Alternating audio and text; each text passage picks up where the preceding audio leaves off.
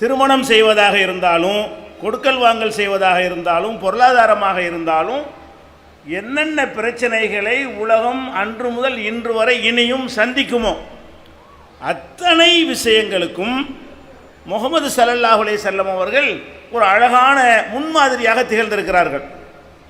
இப்போ ஆட்சி தலைவராக நபிகள் நாயகம் ஸல்லல்லாஹு அலைஹி வஸல்லம் இருந்தார்கள்.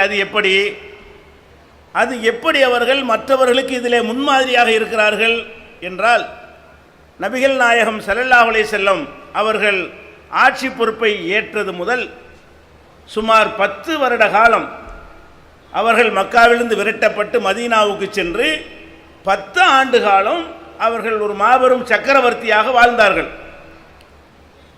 எவ்வளவு பெரிய சாம்ராஜ்யத்துக்கு அதிபராக திகழ்ந்தார்கள் என்று சொன்னால், இன்றைக்கு நம்ம இந்தியா இருக்கிறத இவ்வளவு பெரிய நிலப்பரப்புக்கு ஒரு அதிபராக ஆகித்தான் நபிகள் நாயகம் ஸல்லல்லாஹு அலைஹி வஸல்லம் அவர்கள் மரணித்தார்கள்.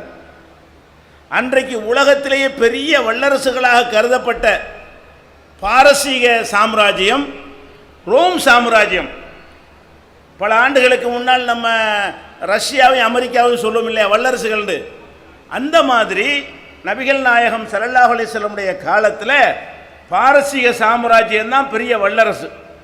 அது மாதிரி ரோமாபுரி சாம்ராஜ்யம் தான் பெரும் வல்லரசு. இந்த 2 வல்லரசுகளை வீழ்த்தி ஒரே வல்லரசாக, அன்றைய உலகத்தின் ஒரே வல்லரசு அதிபராக நபிகள் நாயகம் ஸல்லல்லாஹு அலைஹி வஸல்லம் அவர்கள் திகழ்ந்தார்கள். நபிகள் நாயகம் ஸல்லல்லாஹு அலைஹி வஸல்லம் அவர்கள் படையெடுத்து வருகிறார்கள் என்று கேள்விப்பட்டால் ஒரு மாத தொலைவில் உள்ளவர்களுக்கு அல்லாஹ் அச்சத்தை போடுவான். நபிகள் நாயகம் ஸல்லல்லாஹு அலைஹி வஸல்லம் அவர்களே தன்னுடைய வாயால் இதை சொன்னார்கள். நுசிர்து பிர்ருபி